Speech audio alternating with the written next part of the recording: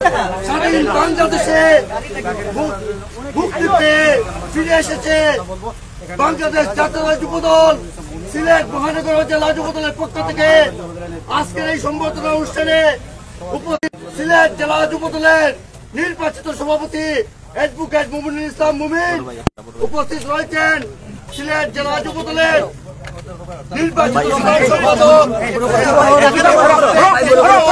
যুবদলের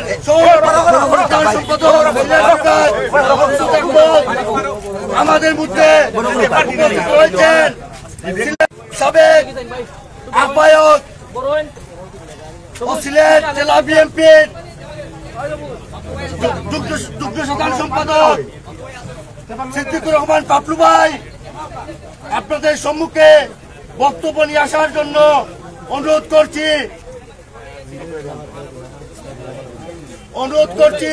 সিলেট জেলা যুবদলের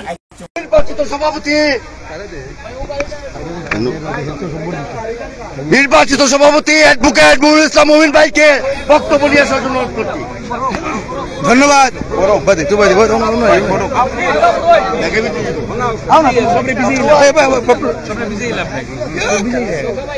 বিসমিল্লাহির রহমানির রহিম।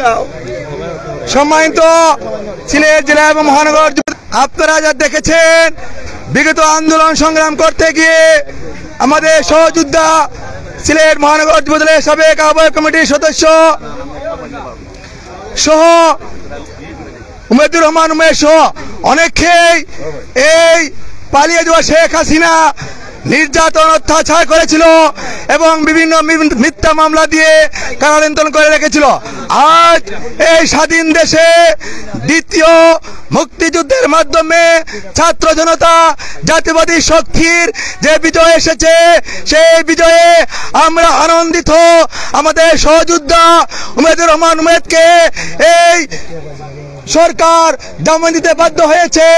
এখানে উপস্থিত রয়েছেন বাংলাদেশ জাতীয়বাদী যুবদল সিলেট জেলা শাখা সাবেক আহ্বায়ক এবং বর্তমান জেলা বিএনপির যুগ্ম আহ্বায়ক যুগ্ম সম্পাদক সহযোদ্ধা বন্ধু সিদ্দিকুর রহমান পাপলু।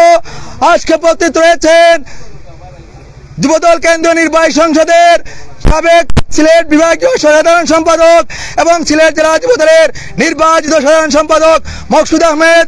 আরো উপস্থিত রয়েছেন সিলেট মহানগর যুবদলের সংগ্রামী সাধারণ সম্পাদক মির্জা মোহাম্মদ সম্রাট হোসেন।